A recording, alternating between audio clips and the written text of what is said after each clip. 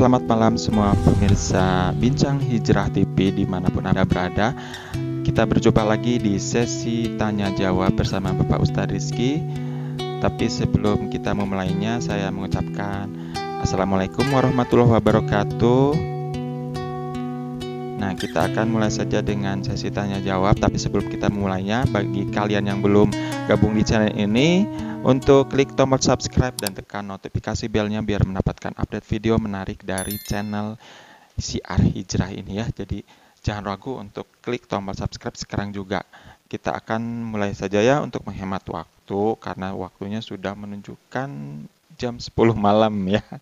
Satu lagi tim kita yang bernama Lili nggak datang ya Pak Ustadz ya. Untuk tema kali ini ya judulnya apa Pak Ustadz?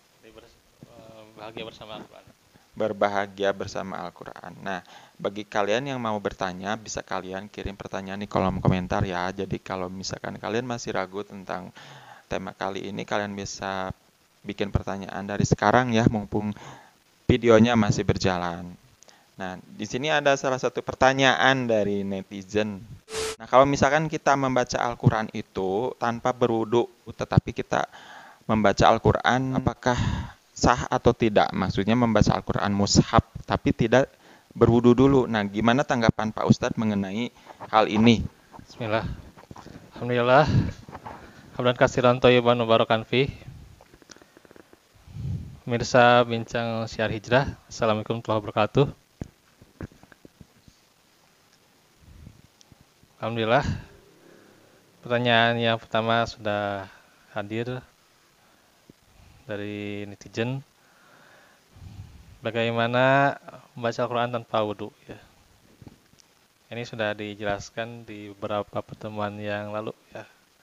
Kalau bisa ikuti itu ya, bisa diklik itu di situnya, di kartunya kan ada, kalau di YouTube itu ada kartu buat video ya yang sebelumnya.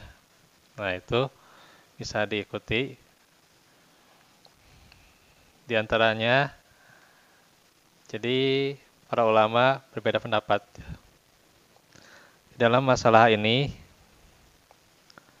Apakah menjadi kewajiban ya, atau tidak sah ya.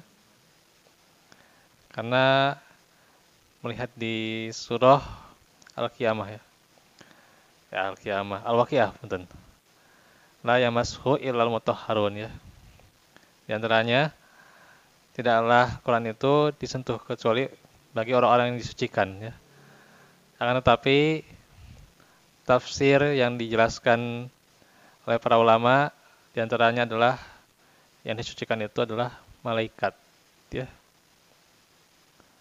Kemudian juga ada sebuah hadis yang mungkin belum saya jelaskan ya. La yamashu illa thahirun. Nah itu ya. Tidaklah kalian menyentuhnya kecuali sudah bersuci. Nah itu. Sudah menjadi orang-orang yang suci.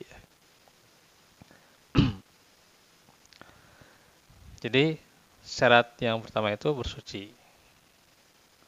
Hanya saja buat para ulama ini berbeda pendapat. Ada yang mengatakan ini hadisnya kurang kuat atau bagaimana gitu ya.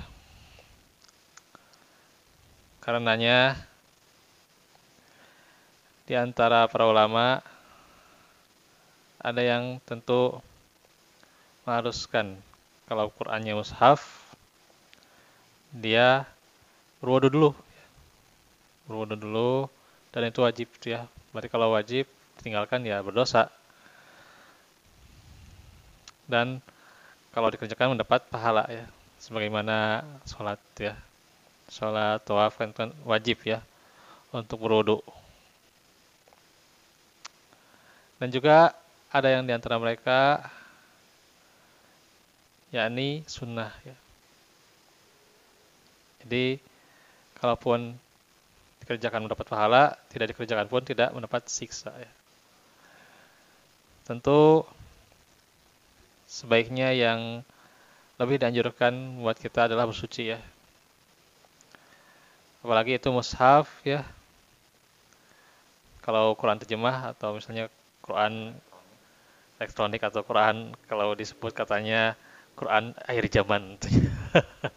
Quran akhir zaman, ya itu mah nggak masalah ya, karena tentu ada bukan hanya ayat di situ, tapi ada penjelasan-penjelasannya atau ada terjemahnya ya. Jadi tidak murni gitu ya, ada terjemah atau ada yang dialihkan di situan bahasanya ya, ada tafsirannya gitu. Nah, kalau Qurannya yang murni, yang Arabnya Mushaf Madinah misalnya kan gitu. Nah, itu sebaiknya kita berwudu dulu ya. Karena itu adalah firman Allah dan kita harus senantiasa menghormatinya, di antaranya dengan berwudu ya. Nah, itu. Tentunya juga kalau misalnya ada halangan ya buat perempuan ya, karena saat itu sedang halangan, sedang haid ya, atau tentunya halangan mens ya, sebelumnya belum tamat ya, setelah dia melahirkan keturunan itu ya, artinya buat dia, kalaupun untuk membaca dari mushaf tidak dianjurkan, maka dia baca dari HP nggak masalah, atau baca yang terjemah nggak masalah ya, karena tentunya ada kewajiban bagi dia untuk mengajar misalnya ya, teruskan tuh ya, tidak mungkin kan mengajarnya berhenti itu karena ya cuma halangan doang tuh ya. Nah, itu berarti bismillah, kita harus bijak ya, kalau kita ingin menjauhi kekhilafan dari para ulama ya, berarti kita sebaiknya berwudu ya. Demikian. Terima kasih untuk jawabannya. Nah, sebagaimana kita mempelajari Al-Quran, dari semuanya itu ada 30 juz. Nah, apakah kalau misalkan menjadi hafiz Quran itu apakah disunahkan bagi setiap orang? Apakah misalkan dari satu juz itu dihafalin itu bisa ada keberkahan tersendiri gitu, misalkan bagi orang tuanya yang punya anaknya yang hafal Quran, apalagi dia hafiz Quran ya. Nah, itu apakah ada keutamaannya gitu, maksudnya kalau bisa menjadi hafiz Quran itu bagaimana?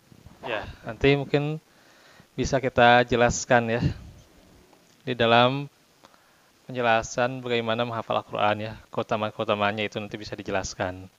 Tapi paling sedikit saja dulu ya. Ini paling saya utarakan beberapa keterangan ya, di mana di surah Al-Hijr kita harus senantiasa menjadi orang yang menjaga Al-Quran itu ya. Wa innalahu lahafizun ya. Jadi senantiasa menjaganya ya, diantaranya dengan menghafal Al-Quran itu sendiri ya. Nah, itu menjaga Al-Quran ya, seorang penjaga Al-Quran tentu senantiasa kontinuitas dalam menghafal ya, terus menerus ya. Terus juga di dalam beberapa hadis ya yang saya baca pernah diungkapkan bagaimana keutamaan dari seorang penghafal Al-Quran ya, maka nantinya dia bisa menjadi penghubung pertolongan pada saat itu di hari kiamat ya, bagi orang tuanya ya. Jadi seseorang itu bisa nanti penghubung, diselamatkan orang tuanya dari siksa api neraka ya. Karena apa? Anaknya menghafal Al-Quran, itu kan merupakan amal jariah juga ya. Amal jariah, orang tuanya bisa mengajarkan atau menitipkan ke lembaga-lembaga Al-Quran ya. Yayasan Al-Quran atau di sekolah Al-Quran manapun tuh ya, yang berafiliasi pada Al-Quran dan sesuai dengan ajaran sunnah dan pemahaman para sahabat tuh ya gitu. Terus juga diantaranya juga nih hadis ya, hadis yang dari riwayat Abu Daud bahwa anak itu bisa nantinya menjadi wasilah bagaimana orang tuanya dipakaikan mahkota ya, mahkota. Jadi seorang tuanya itu kan mengelak gitu ya, ini asalnya dari mana bagaimana kami bisa mendapatkannya? Ternyata dari anaknya yang menghafal Al-Quran. Jadi banyak sekali keutamaan-keutamaan penghafal Al-Quran, nanti bisa diutarakan di kajian berikutnya ya. Demikian. Ada satu pertanyaan lagi. Nah, kan bulan kemarin itu kita telah melewati bulan Ramadan. Nah, bagaimana tips-tips beberapa bulan sebelumnya ya? Apakah tips untuk menghatamkan Al-Quran selama bulan Ramadan? Apa ada kiat-kiat khusus nggak? Misalkan dalam 1 bulan itu kita bisa hatam Al-Quran, gimana coba menurut Pak Ustadz? Ya, dalam beberapa hadis ya, termasuk juga Nabi mengatakan Iqra'ul Quran fi syahrin ya. Artinya baca Al-Quran dalam sebulan. Artinya ya seluruh Al-Quran ya.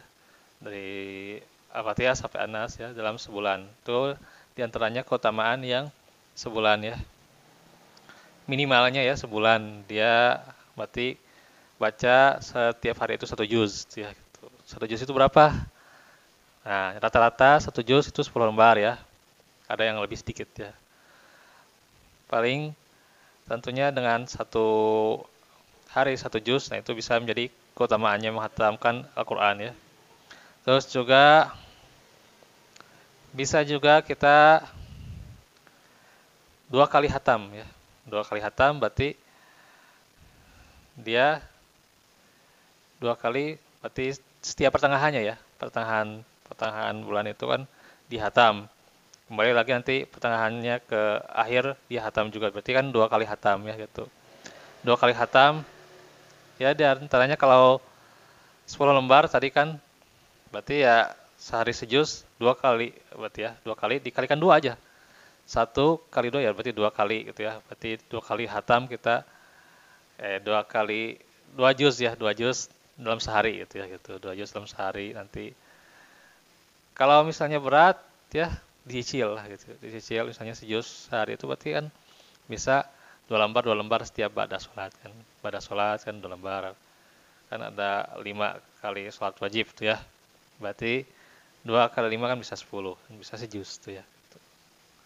Kalau berat misalnya kita mau 2 juz sehari ya berarti 4 lembar setiap ba'da sholat kan. Atau misalnya 2 yang sebelumnya, kemudian 2 yang setelahnya juga gitu ya. Kan itu kan 4 kali 5, 20 kan. Berarti kan sudah 2 juz sehari gitu ya. Gitu. Atau bisa juga hatam sepekan sekali ya. Tapi ini jarang sekali ya. Hanyalah ya kalau para ulama dulu bisa hatam sepekan sekali ya.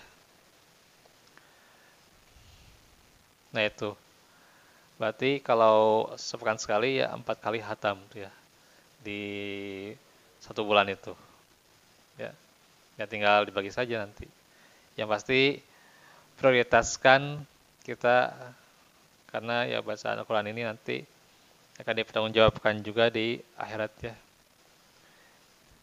Bukan hanya kita beramal soleh saja, tapi bagaimana pertanggungjawaban kita terhadap kitab suci Allah, baca Al-Quran, nah itu akan dipertanggungjawabkan setiap hurufnya, setiap katanya, ya, kalimatnya itu akan dipertanggungjawab di akhirat nanti ya. Karenanya kita harus nantiasa prioritaskan ya dengan Al-Quran. Juga tentu bukan hanya membacanya, isinya juga kita hayati, kita resapi, dan juga kita amalkan, serta kita ajarkan semampu kita ya. Sekian.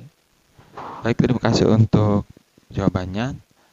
Nah, untuk sesi pertama ini di tema tentang Al-Quran ini dicukupkan saja teman-teman karena waktu yang tidak memungkinkan dan waktu sudah menunjukkan jam 10 lebih.